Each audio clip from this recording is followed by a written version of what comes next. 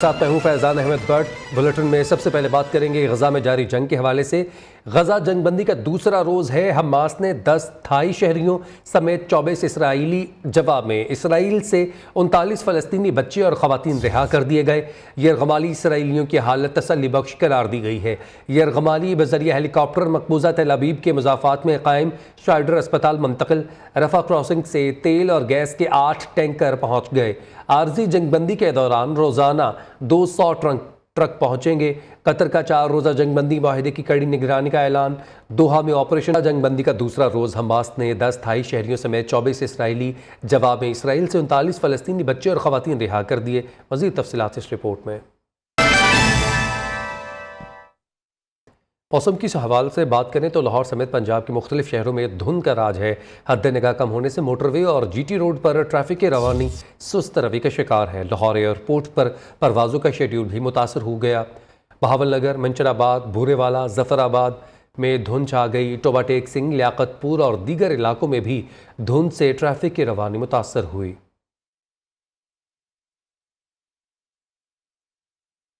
सूबाई दारुल हुकूमत लाहौर में फ़ज़ाई आलूदगी बरकरार है। शहर का मजमूई एयर क्वालिटी इंडेक्स 232 रिकॉर्ड किया गया।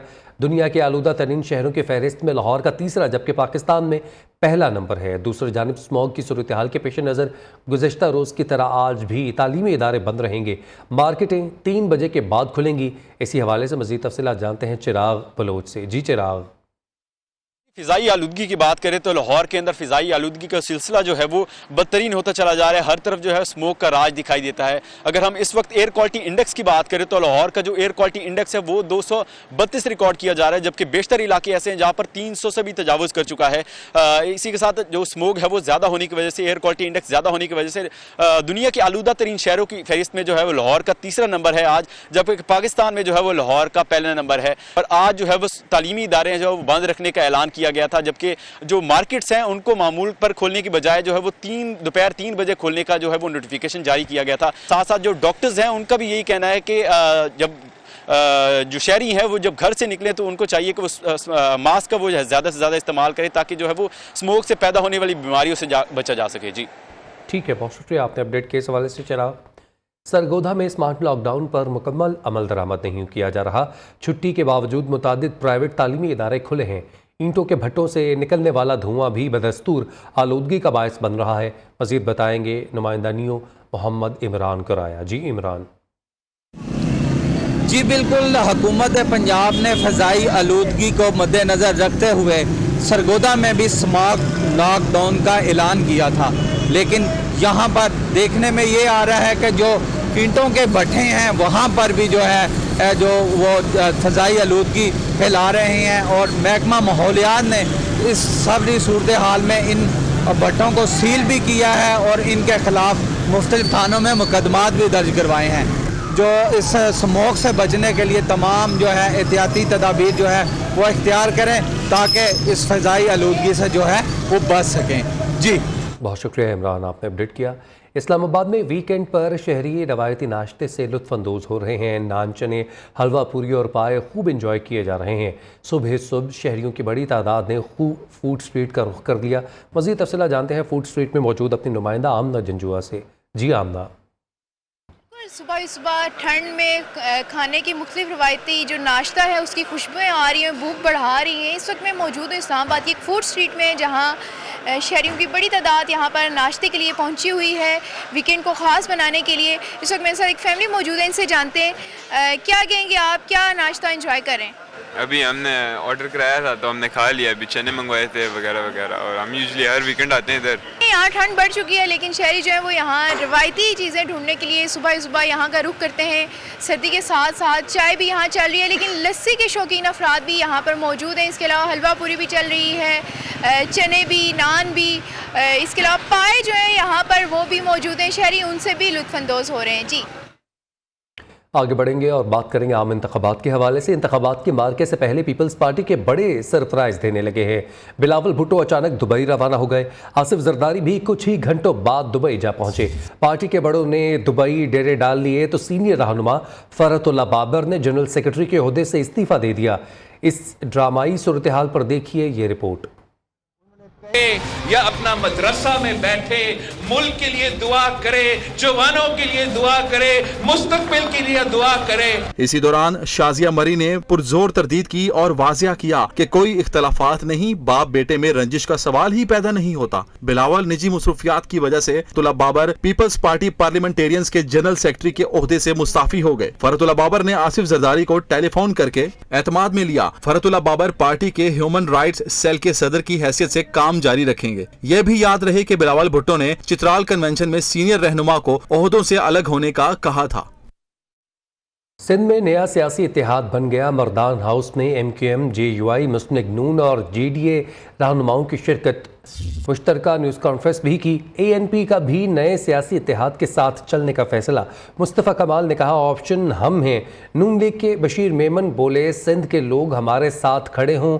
इत्तेहादी जमातों के रहनुमाओं का सिंध में पीपल्स पार्टी को टफ टाइम देने का ऐलान। कराची से कामरान सुहेल की रिपोर्ट।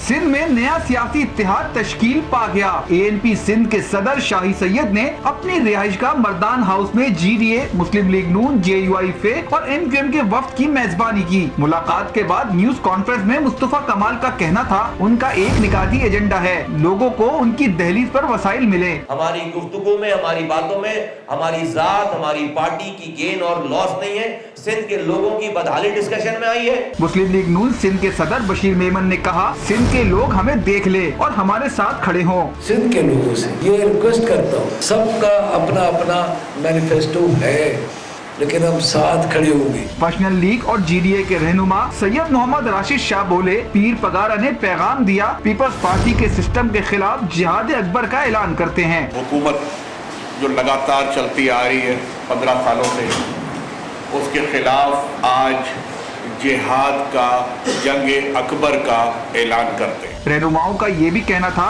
जिस हलके में जिसकी पोजीशन मजबूत होगी वहाँ दूसरी सियासी जमातें उनकी हिमायत करेंगी। कैमरामैन शामिर के साथ Kamran Suhail, new news Karachi.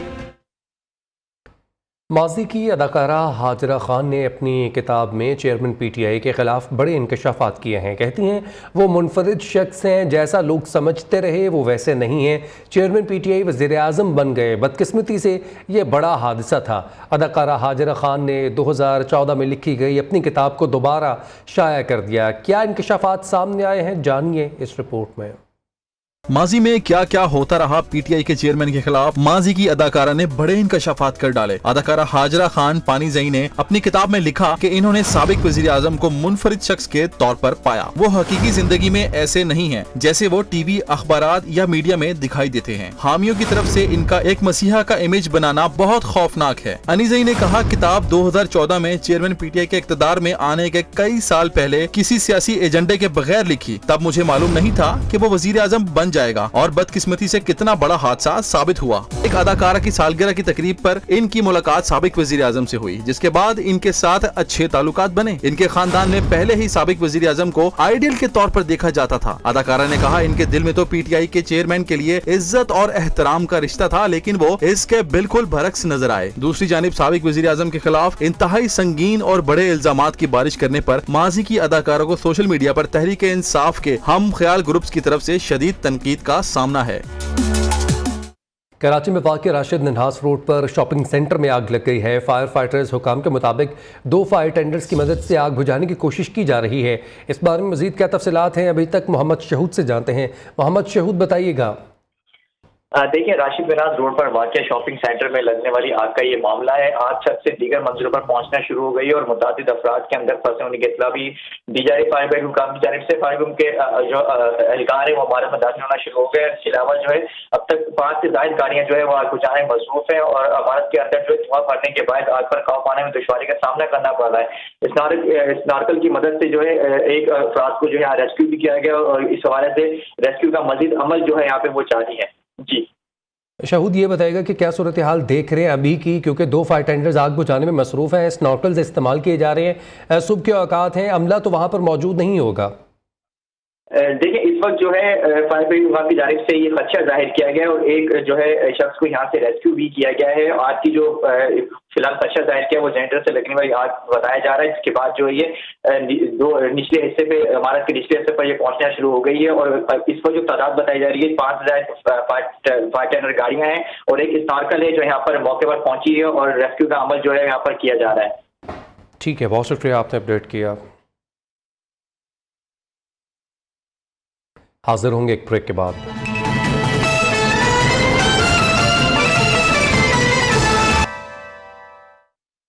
Petroleum मसनूआत की कीमतों के तयन के हवाले से निगरान हुकूमत की नई हिकमत अमली। पेट्रोलियम मसनूआत की कीमतों का तयन 15 के बजाय 7 रोज़ बाद करने का प्लान।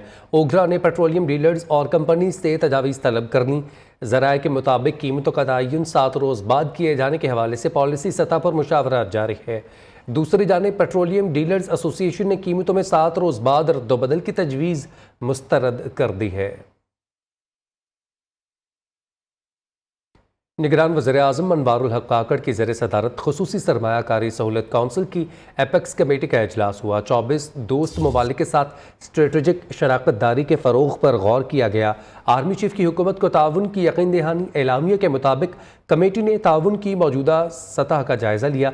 मुतफ़िक़ा तौर पर दोस्त ममालिक के साथ राबते के लिए मुख्तलिफ इक़दामात की मंजूरी दी। इन इक़दामात के तहत मुख्तलिफ मनसूबों पर तेज़ी से अमल दरामद की हिदायत भी की। इजलास में army chief general Syed Asim Munir ने हुकूमत पाकिस्तान के मुआशी इक़दामात की हिमायत के लिए पाक फ़ौज के गैर मुतज़लज़ल अज़्म की यकीन दहानी करवाई। वज़ीर-ए-आज़म की ज़ेर सदारत इजलास में आर्मी चीफ समेत वज़रा और आला सरकारी हुक्काम ने भी शिरकत की।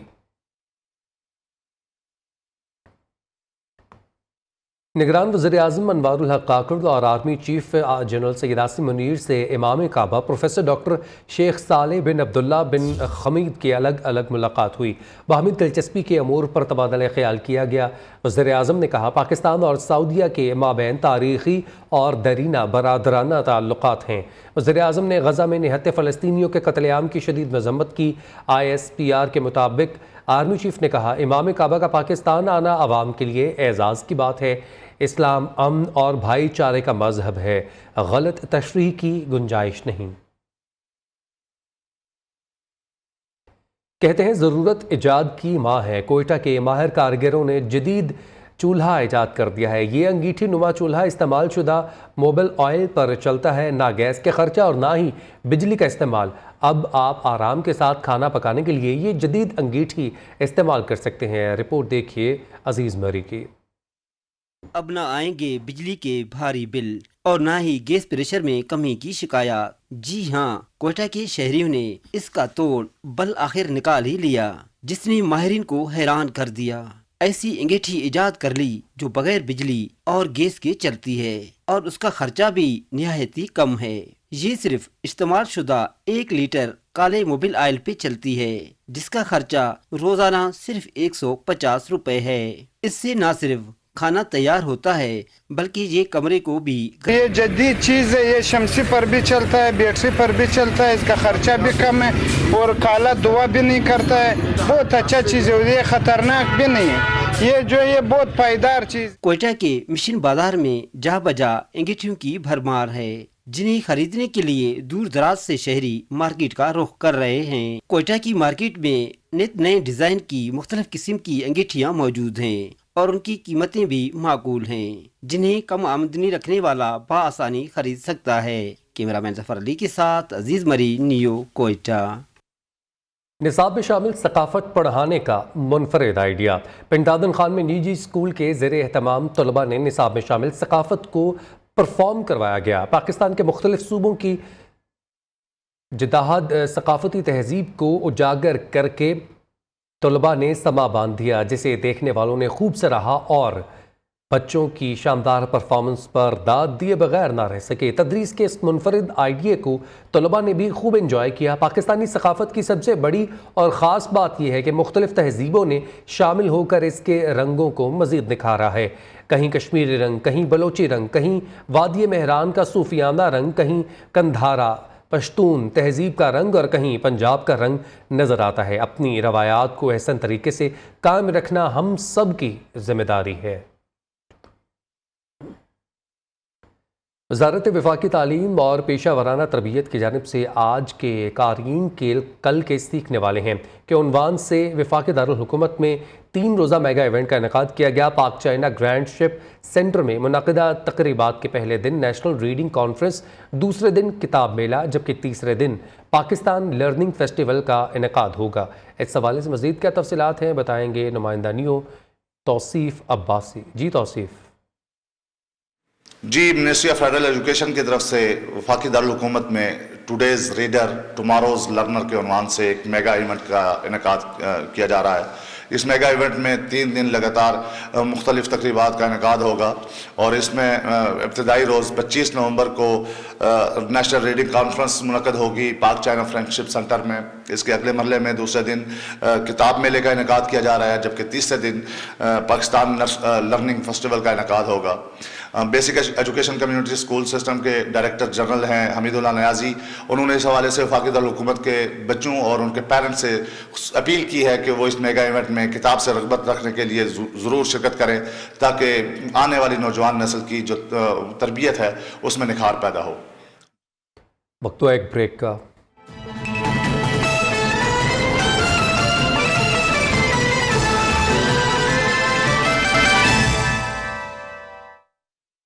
जिस्मानी तशद्दुद, नफ्सियाती इस्तेहसाल, माली तंगी, गालन गलोच और हरासगी, ख़वातीन पर तशद्दुद के ख़िलाफ़ आलमी दिन आज मनाया जा रहा है। इस दिन को मनाने का मकसद ख़वातीन के हकूक़ से मुताल्लिक़ आगाही देना है। पाकिस्तान में गरीब औरत ही नहीं, अच्छी खासी अमीर और पढ़ी लिखी ख़वातीन भी घरेलू तशद्दुद का शिकार हैं। खैबर पख्तूनख्वा पुलिस में पहली बार खातून ऑफिसर को SDPO के अहदे पर तैनात कर दिया गया। लाहौर से ताल्लुक़ रखने वाली नायाब मोइज़ ने हयाताबाद में जिम्मेदारियां संभाल ली हैं। कहती हैं हालात जैसे भी हों फ़राइज़ पर समझौता नहीं करूँगी। पेशावर से रिपोर्ट कर रहे हैं मोहम्मद आलमज़ेब।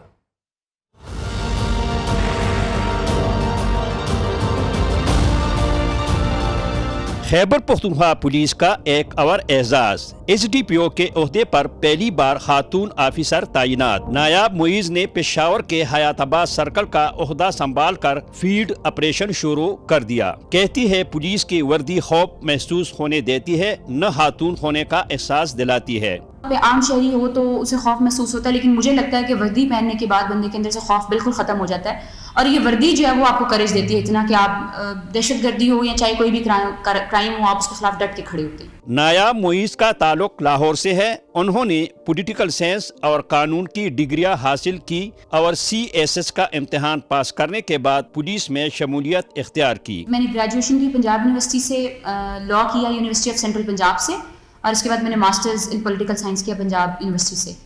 और इससे पहले मैं मानसरा में थी। मानसरा के बाद मेरी यहाँ पर तैनाती हुई है पहली दफ़ा एज STP। नायाब मुइज़ का कहना है कि आला तालीम हासिल करने वाली ख़वातीन का रुझान पुलिस की जानिब कम है, ताहम वो चाहती है कि अगर काबिल और मेहनती ख़वातीन इस अहम शूबे के तरफ आए तो उन्हें मुल्क व कौम की खिदमत के बेहतर मौके मिलेंगे। कैमरामैन हुरम जलील के साथ मोहम्मद आलमज़ेब, न्यूज़ पेशावर। हाजिर होंगे एक ब्रेक के बाद।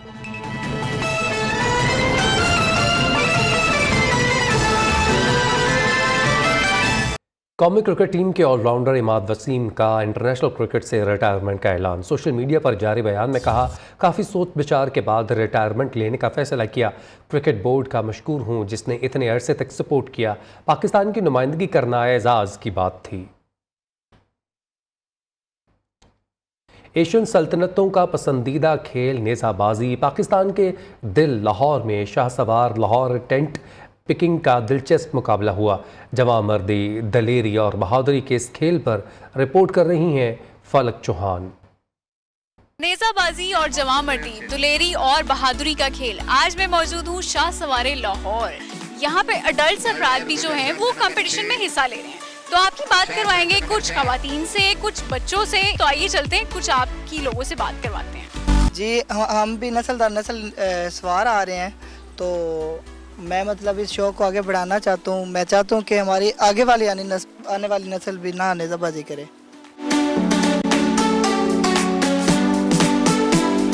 ये पाकिस्तान में पहली बार मतलब कि था कि पाकिस्तान टीम बाहर गई और वो भी जूनियर टीम पहली बार गई और उन्होंने 6 गोल्ड्स और 1 सिल्वर जीता। तो उनमें से जो ऑल कैटेगरीज में मेरे 3 गोल्ड 3 सिल्वर और 2 ब्रॉन्ज थे। जो बच्चे सीख रहे हैं राइडिंग, वो अपना जर्नी राइडिंग सीखने के बाद ख़त्म ना करें, बल्कि नेशनल लैंडस्केप में जो भी हॉर्स स्पोर्ट्स हो रही हैं वहाँ वो अपनी कैपेसिटी के हिसाब से पार्टिसिपेट करें, यानी कि नेशनल एसेट बन सकें। नेज़ाबाजी के अगर मुकाबले पाकिस्तान में तवातुर के साथ करवाए जाएं तो यकीनन हमारी सियाहत को भी फ़रोग मिलेगा और इससे हमारी इकॉनमी को भी बूस्ट मिलेगा। तो हुकूमत को चाहिए कि इस तरह के मुकाबले लाजमी करवाए ताकि हमारी सियाहत भी बढ़े और इसके अलावा इकॉनमी को भी बूस्ट मिले। कैमरामैन बाबर के साथ फलक चौहान, नियो न्यूज़, लाहौर।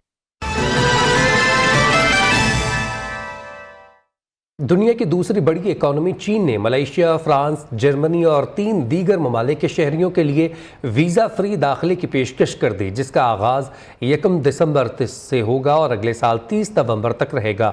चीनी वजारत ख़ारजा के तर्जुमान के मुताबिक रवा साल 1 दिसंबर से 30 नवंबर 2024 तक यूरोपीय ममालिक के अलावा दीगर ममालिक भी शामिल हैं, जिनमें Malaysia, France, Germany, Netherland, Spain और इटली शामिल हैं। इन ममालिक के शहरी कारोबार, सयाहत, सैर तफरी, रिश्तेदारों और दोस्तों से मिलने या 15 दिनों से ज़्यादा सफ़र के लिए चीन में दाखिल होंगे और उन्हें वीज़े की ज़रूरत नहीं होगी। न्यूज़ बुलेटिन से फिल वक्त इतना है।